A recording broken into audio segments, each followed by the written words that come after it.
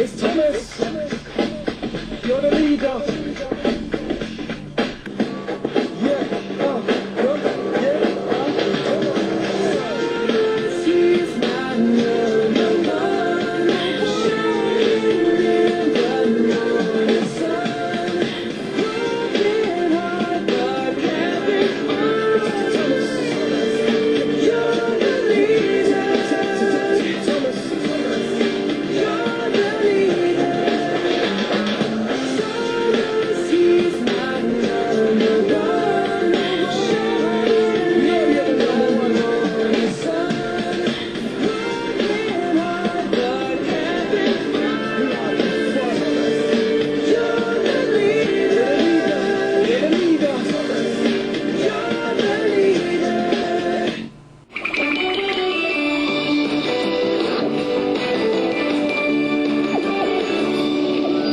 One morning, the ancients were very excited. Alicia Botti, the famous singer, is coming back to the island of Sodor to perform an open-air concert at the mainland.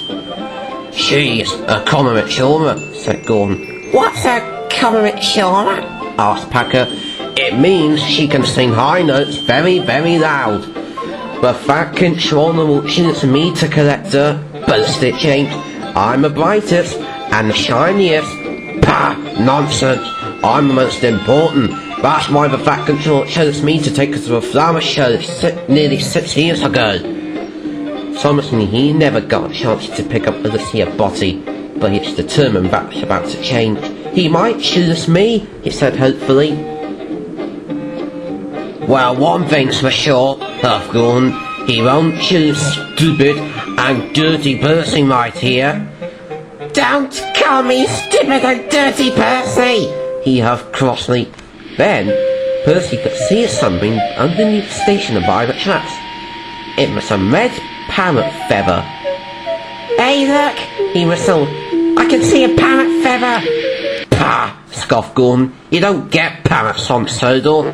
"Look!" beat Percy. But when Gordon looked, the feather was gone. A gust of wind had blown it away. "You are a silly little ancient after all." "I am not," Percy huffed crossly, and he reached away. But the next day, the fat controller didn't choose Thomas, Packer, or James. He chose Gordon. "Make sure your special coaches are squeaky clean. You're gonna take Alicia Botti along with the express to the mainland." "Yes, sir," Gordon puffed grandly. Thomas was upset. "It's not fair," he grumbled. "I never get to pick up Alicia Botti for anything." "That's because you're not an important engine like me," Gordon boasted. "So see you later, loser." And Gordon puffed grandly away to the engine wash. Later, Thomas was stopped at a junction. Peter called out to Thomas, "Bernie the parrot has escaped from the mainland sea, about 50 miles away. And now he needs to go to the vet for a checkup, and then you, Thomas, are to take it back to the mainland. But first, you have to take it to the vet for its checkup. And you need to make sure it has plenty of food. Like, what did parrots eat? Like, bananas or something." "Bananas! "Bananas it is," laughed the driver. "And you need to take it with him wherever you go. Parrots don't like being left on their own." "Yes, sir," Thomas puffed sulkily, and he chuffed away. Thomas stopped at the Sodor Cafe Junction, and its driver went inside the store to find some bananas. When he came back, he had a long face. "Not a banana to be had," he said to Thomas. "We'll just have to go to Knapford Cafe and find us some bananas there." Brian was there. He was shunting shots of milk. "Hello, Thomas. That parrot was hungry. Shall I take it to the vet for you while you pick up some bananas for it to eat?" "No, thank you. I don't need any help. I'm faster than you anyway." And Thomas steamed quickly away. Thomas puffed into Knapford Station. Packer was there, waiting with a goods train. Thomas could see Gordon was in front of him. He was waiting for Alicia Botti and its passengers to come on board. the fat controller came up to Thomas's driver. "Come into my office, will you? I need you to sign some papers." "Okay, then I'm coming. Help me on, Thomas." So, Thomas was left in charge of Bernie. "It's not fair. Why do I have to do a little job while Gordon gets to have a big job?" "I hope it's not like what Spencer said," huffed Packer. "Small engines get small jobs and big engines get big jobs, but I don't mind what jobs I get. I just like to get them done." But Thomas didn't listen to Packer. He suddenly had an idea. "If I release Bernie from the cage, it will fly into Gordon's carriage, and then it will say, 'Gordon, you're late.' Gordon will leave off without Alicia Botti, and I will take her after all." He will need some help from Richard. "Richard, I've got a bird in my cab, and it wants to have a fly. Do you think you can open the cage for it?" "Of course," said Richard. It rolled up to Thomas's cab and opened the cage.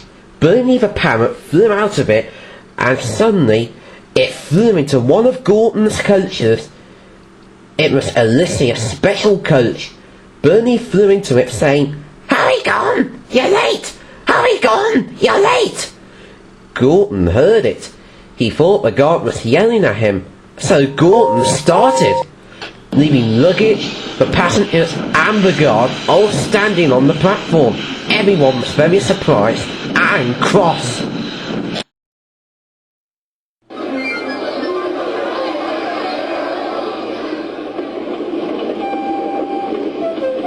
As Packer left, the fat controller and Thomas's driver came to see Thomas. "Thomas, you silly engine. That Parrot was in serious condition. It's worn out.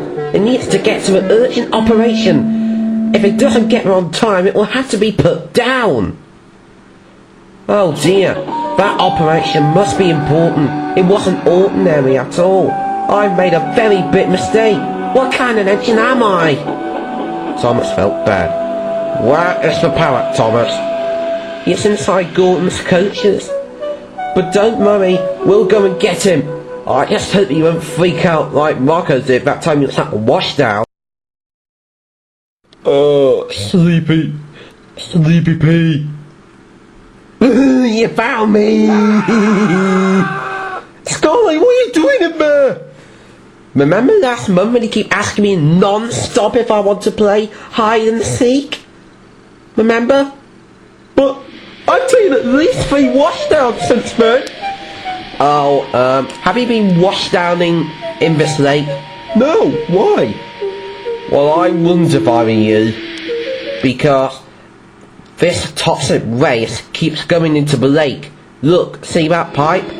It's coming from an oil refinery, and anyone who goes in will lose their paint and hair.